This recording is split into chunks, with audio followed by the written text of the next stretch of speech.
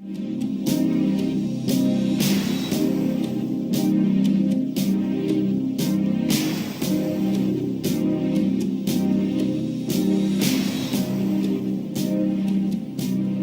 we were going to shoot the entire film in Miami because that's where the story takes place. We scouted locations in Florida, and we were going to shoot the movie in Florida.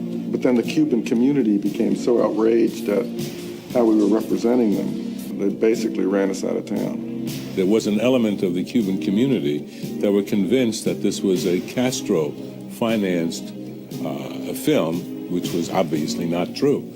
I mean, Castro had nothing to do with this film. We were doing a gangster film. We were doing a theatrical film, an operatic theatrical film. But there were some people that, within the Cuban community, a small part of them, that were convinced that we were out to, in fact, hurt their reputation collectively. There were a number of threats made, and we thought that it would be best if we moved the production from Miami to California. We shot it in LA, we shot it in Santa Barbara, we shot it in New York, and then we went to Florida for about, I'd say we shot 2 weeks there. And when we went back in, we had all kinds of bodyguards, but we were originally going to shoot the whole movie there. ¿Cómo se llama? Antonio Montana. And you? What you call yourself? Tony Montana, who was named, by the way, after my star at that time was Joe Montana, because I was a big 49er fan, and I was looking around for a good name, and I thought Montana, the mountain, Montana. I think the most stunning thing about Al is his face. He's the kind of guy that can hold the screen with his face. When you start a movie, you sort of want to give the lead character a very impressive entrance. And that face, that character, the crazy shirt he's wearing, scar, the way he moves, the way he talks. You just want to really hit them because you're hitting them with something they've never seen before. A lot of this had been reported on the news, but nobody had ever seen it in a movie before. And to see these Cuban gangsters and the way they talked, the way they moved, and he just sort of embodied that in that close-up. It's a very well-written scene by Oliver. I think Brian's ideas on the opening of Scarface were very interesting to me, and it was very, again, against the grain, so to speak. Instead of using these big, wide crane shot or something to introduce the character, he introduces him in a close-up, sitting in a chair, and he had the camera roll around him 360 degrees all the way around him. He did the performance to take about maybe 5, 6 takes like that, and they were all close. They were all close, and I thought, what a fascinating thing. In other words, he was introducing that face to the audience. And the script is so good, you also felt the personality coming out of it. You know, that arrogant behavior, that Latin machismo coming out of this man with a scar on his face. Where'd you get the beauty scar, tough guy? Eating pussy? How am I going to get a scar like that eating pussy? Al was very worried that it looked phony, it was too big, it was too small, so we did many makeup tests until we came up with something we all sort of liked. I felt this character was good with a knife and had fought with a knife. And the scar really came from one of those fights, and I thought it would be interesting if it got to the eyebrow, and the action pulled my head away and it went down even further into this part of the face. So there's one up here and here. I like the different places because I think it was evocative of a chaotic wildness in this guy, that he was all over the place. He had one here and one there, you know. I think Brian has an affinity for doing the high crane shots, the straight down shots, the bird's eye view of things. And some of the things in Scarface were born out of necessity. For instance, the opening internment camp that was under the freeways and so on. If we had been leveled off, you would have seen that it was Los Angeles and not Miami. And also, he was giving you that sort of introduction as if you're coming from heaven just to come down and to take a look at these people that are interned. He likes to move the camera a lot, but he doesn't do it arbitrarily. I don't think he does it just what I call cinematic gymnastics. He does camera moves that are an integral part of the story. Other than the personal events, the wars, the actual drug wars, the actual massacres, the Chainsaw Massacre, were all based on real incidents, very much so. We got a big assist from the U.S. Attorney's Office down there. And they showed us their files, and they showed us their tapes, their videotapes of crime scenes, all of the violence in this film that didn't happen. They didn't just kill each other in these drug wars. They literally chopped people up and found them sawed up in a trash can outside a 7-Eleven. So I wanted to establish a level of violence that nobody had ever seen before, because this is a whole different level of mob interaction. Not the sort of pleasant shootouts of this Godfather or stranglings or people being stabbed in the hand. Now we're into really terrible ways of killing each other. And I wanted to get it over early in the movie to set up, say, this is what it is. We're in a whole different world here. The chainsaw scene was based on an event I heard about, because I hung out with Miami, County of Miami, and Dade County, and I also hung out with Fort Lauderdale, which had another whole history. So I hung out with 3 different departments, and the case histories were pretty thick on murders. Definitely, the saw had been used. The scene was basically written by Oliver, and I just had to figure out a way of doing it, which, wouldn't turn into the Texas Chainsaw Massacre. That is a vintage De Palma technique, and you can feel it when you're doing it, that he set things up in such a way with such a strong visual understanding of what he wanted to do with that and how he wanted to build it. So I just marvel at it. I was in the scene, and I felt as though it was so laid out, so completely mapped out that it wasn't difficult to do. Yes, of course, sir. Yeah, it's very important. Yes, I understand. It's important. Yes, thank you. You're welcome. He had a giant crane move that Brian designed from the motel, and to see Stephen Bauer playing with a girl in a bathing suit, and then back again, and building that tension. And that sweeping moves, I call those director's points of view, as if I voyeuristically, if I could do that, I'd fly up and look through the window. I couldn't see, I'd come down and fly down. So to me, that's the feeling that he was giving me. Inside the motel room, everyone that I meet usually says, my God, that scene where they cut off his arm was terrible. I said, you never see it. You see it off of Pacino's face, you see it off of reactions, but you never see it. I said, that to me is good directing, because to leave you with the taste that you've seen something that actually hadn't happened. Well, it was interesting, when Scarface first came out, the scene, the shower scene, was picked on by almost every major reviewer in this country as something that was extremely violent, that was disgusting. But if you take a look at that scene very closely, we show nothing. All it is sound. It's sound and a man's face and blood. But there's nothing that goes on in that scene. You saw nothing. It was something that permeated the audience's imagination, which was brilliant filmmaking. It was that's probably one of the most interesting that Brian ever did. When you do a scene like that, there are props around that you use or don't use. And though we may have had body parts to be hanging, if we shot them, we never used them, or we didn't shoot them. But the intention was always suggest what was happening. You could hear it. You didn't have to see it.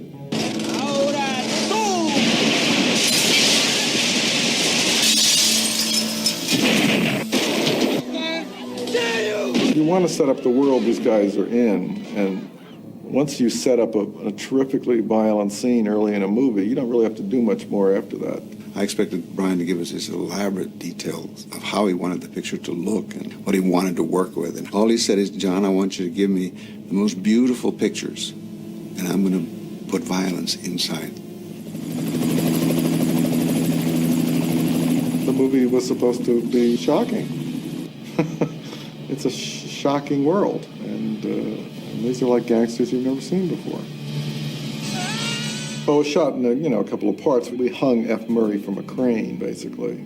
But the stuntman, Dick Zeiker, had to leap out of the helicopter with a noose around his neck, and it had never been done before. That was a kind of tense day, as I recall. We had a couple of cameras on it, and they flew around, and then they literally tossed him out of the plane. And then we, intercut it with, Murray hanging from a crane.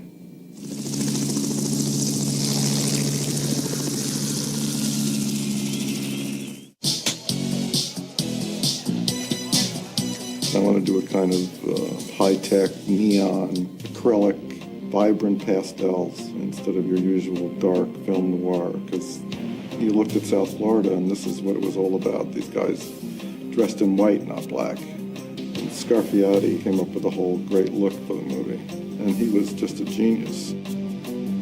The Babylon Club in Scarface, an extraordinary set that Nando Scarfiati designed. And he warned me before I saw the set. And he didn't warn me as much as asked me, he said, "Do you mind mirrors?" And I said, "No, I don't mind mirrors."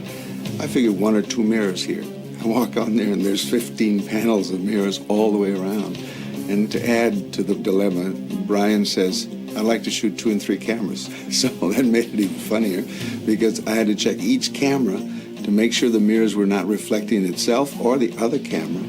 And that when they were to be destroyed with gunshot, that we weren't going to get an accidental reflection. Stan Parks and Ken Papio are the mechanical effects men. These guys are in charge of the explosions, the pyrotechnics, and all that. They're extremely talented men. And the fear that I had, everybody had, that these mirrors exploding so close to Pacino, that, flying glass and so on, because they couldn't really be plastic, see, because if they were plastic, they wouldn't break. They had to be plate glass so that they would have the implosion. What they did was very, very clever. They were able to more or less implode them so that they could take the pellets away from Pacino's face. And then we go on the set. These sets were like, fuck. We'd read it. We'd been reading it for months, and suddenly there it is. They built these things, at Universal, and the sound stages at Universal. And we'd walk on, it's like, oh, now I know where I am. And like, boom, we're there. Manny, look at these pelicans fly. Come on, pelican. The humor was a part of what I thought right from the start would be necessary in order to get this guy so that you could laugh at him also, because if not, it was just going to be a one-way street. Playtime is over, okay? That's a Carla. It looks like somebody's nightmare. You needed to find those odd things, those twists, those ironies, to give the character some intelligence too, so that there was something else going on also. Otherwise, it would be too blunt and too hard to take, I think. What the fuck was that? What you just did? That's it. That's what you do. That is disgusting. Watch. Ooh, look at that fucking thing. That looks like a lizard. Like a bug coming out of your mouth. Oliver said, in the scene, you do this thing, have you ever done that? And I said, do that? And he goes, it's this thing. I saw this guy in Miami do this thing, with a tongue. And I said, you saw somebody do that? He goes, yeah. And I go, yeah, what? And he probably got slapped. He goes, that's what happens. You get slapped. And he goes, yeah, but do it. I mean, like, really do it. Can you do it? And I said, well, I'll practice, And I start doing it, and he goes, oh, you're Manny. Oh, it's perfect. Show Brian, if I wasn't a nice guy, I'd come on, take a bit for you. Come on. Cause some trouble like that. Come on. Bitch. What I try to tell you? Lesbian. Well, I think it's important to establish that, robbers, they sort of enjoy the money they rob. I mean, they have a good time. The cocaine world is a crazy world. It's not all grim death and murder. I mean, it's fun. Clubs should be fun. The girls should be fun. There's a price to pay for all this, but you got to show that why they're there. They may be killers, but they're kind of colorful. I thought it should have that, very electric disco sound. That's what they were playing in the clubs. I mean, that's all these people live by. It's a very cocaine sound, Get in one of these places, put down a couple of lines, turn the music up so you can hardly breathe, and party. Tony gets the American dream, but it's hollow because there's nothing going on spiritually. He can't love. He can't love Michelle Pfeiffer. He can't reach across. He can't connect. I have Nick the pig as a friend. What kind of life is that? Can you see what we're becoming? All he can love is his sister, his blood, but his ability to imagine a form of love outside himself is gone by the materialism that surrounds him, is destroyed by it.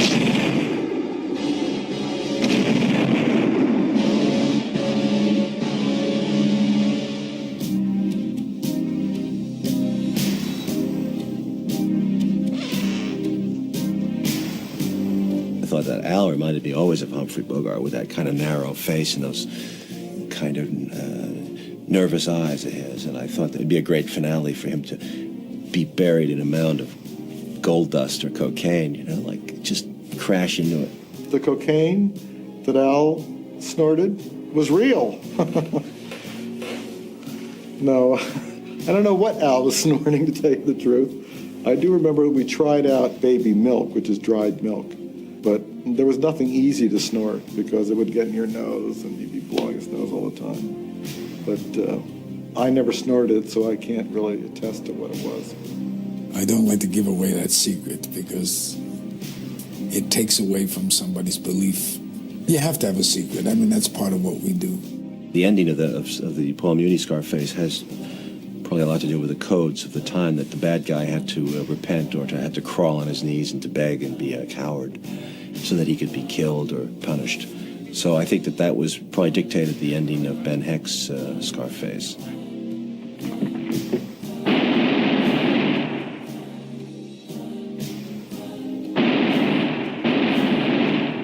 I think it was more interesting to let Al Pacino, Tony Montana, destroy himself, to bring himself down, which seemed to be the case if you study the history, the profiles of the drug lords. You will see a pattern. Money and excess and wealth.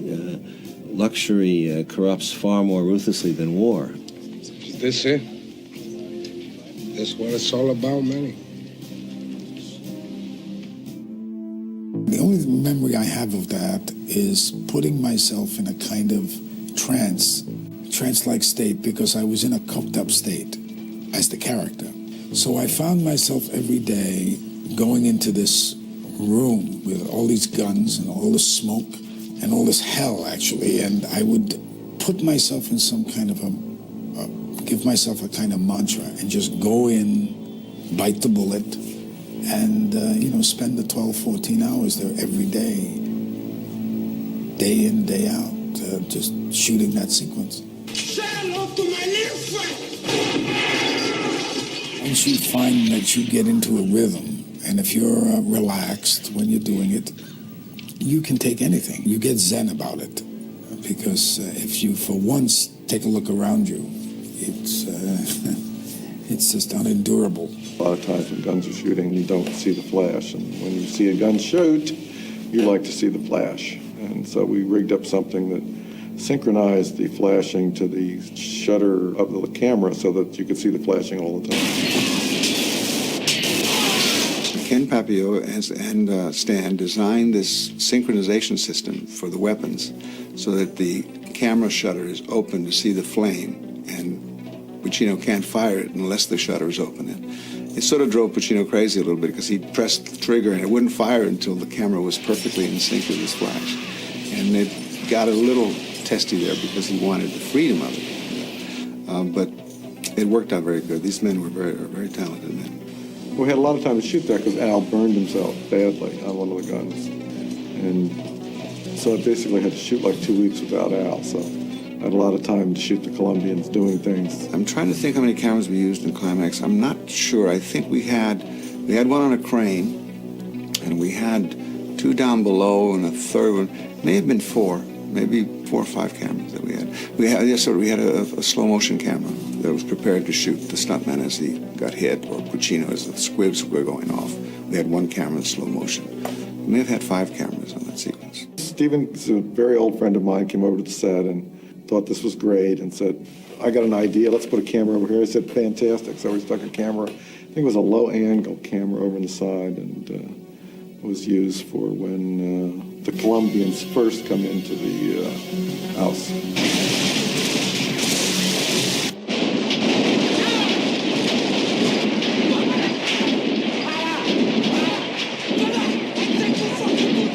It probably took more than half a day just to line up exactly where the cameras were going to go.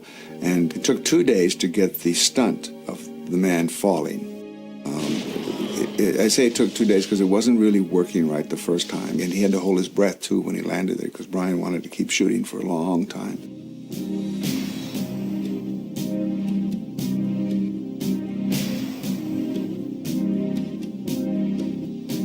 thought it was very important that we dedicate the movie to Howard Hawks and Ben Heck, because that was always the inspiration for it.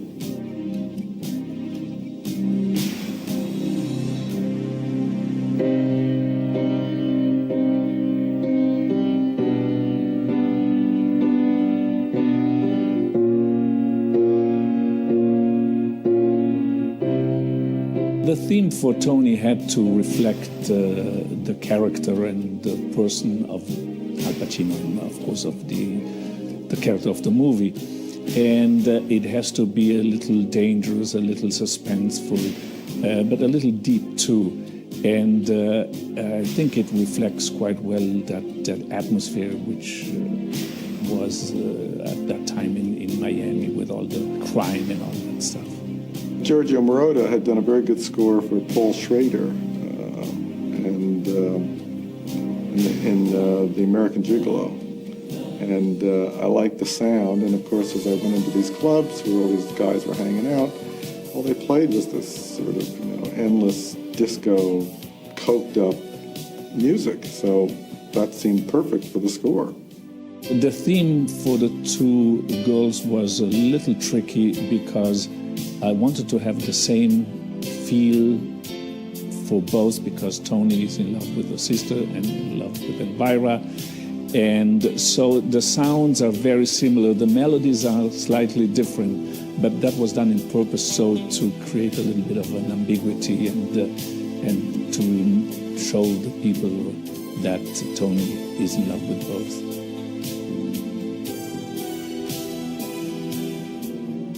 The gentleman that was head of the MPAA at that point had a very strong negative feeling about this film in terms of its violence and in terms of its language. Fuck anything and anyone for a fucking Can't you buck. stop saying fuck all the time? But the language was a big problem to him, and he threatened us, not only threatened us, but he stamped an X rating on this film. We discussed what they thought was bothering them, and then I made an adjustment, and I sent it back to them a second time. They gave us an X again. Then I cut it back a third time, and they were sort of fixated on how many gun hits were in The Clown. And I was thinking, the clown, they're worried about the gun hits in The Clown. So this is the third time I sent it back, and they still gave us an X. And the studio, of course, was saying to me, solve this, you know, we can't release an X movie. But I wasn't going to cut it anymore. I felt it was against what the material was. I didn't think it was overly violent. I thought it was just showing the world of these people. And I thought it was affecting the dramatic thrust of the movie. So I said, I'm not doing this anymore. I think we're going to hurt the movie. And then I basically got on the phone, and I called some of my reporter friends nobody knew about, and I said, this is an outrage. So there was tremendous amount of articles. And I went to arbitration on this, except I went prepared for literally a court case. I brought in 3 psychiatrists, 3 experts in this field. I brought in Time magazine. I brought in the police officer, the head of the Organized Crime Bureau from Miami, in terms of how this would affect children, the fact that it was an anti-drug film and how important it was for it to be made. And we conducted this thing. We conducted this like a trial, and we beat him. We beat him hands down. The vote was 18-2 in favor of our getting an R rating. Basically, somebody said, we got to let the world know it's happening. And that's what I think swayed them, and we won. Now, there's something that gets completely confused all the time. Because I cut the picture back 3 times, everybody assumes they saw the third cut. But I called the head of the studio, and I said, if I have an X on the third version, I have an X on the first version. The initial version, they're all X's. Why don't I just go with the first version? And they said, oh, no, you can't do that. And I said, why not? An X is an X, isn't it? So what the version you see in Scarface is the original version that I cut. It's not changed, it has not been cut back, and that's what we fought over, and that's what we won with.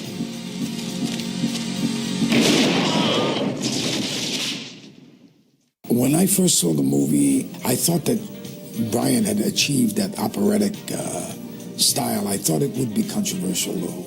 I thought that there would be a reaction to it, that it would affect a certain kind of criticism. But it was the movie Brian set out to make. And I thought he achieved it. And I was pleased. At the first screening, actually, the first screening in New York, Martin Scorsese was sitting in front of me. And I was a nervous wreck. And he turned around in the middle of it and he said, they're going to hate this film, but they're going to love it too. He said, people are going to love this. He says, you guys are you're right there. You're on. You're dead on. And he says, you're onto something, you know. When I saw the film, I was very proud of it. It was, you know, one of my children. I'd go on the New York subways and I'd hear dialogue from the picture. I knew that it had hit a nerve. When Scarface was reviewed and released, we did very well business-wise, but review-wise, we did terribly. There wasn't a major reviewer in this country, with the exception of Vincent Canby, the New York Times, who thought this wasn't garbage. Now, these same reviewers have pointed to Scarface as the consummate gangster film, as the landmark gangster film. Tony Montana was a product of his time. He came here not to blow up banks and not to go into the cocaine business, but this is what was available to him. As many poor people that come to the States, there's nothing open for them, especially somebody like Tony Montana, who had a bit of a criminal background, and he didn't know where to go. So, like many others, he fell within this criminal groove. But he was a heroic figure. He was a man that had integrity. He was a man that climbed very quickly based upon his intelligence and his toughness to become a king of industry, if you would.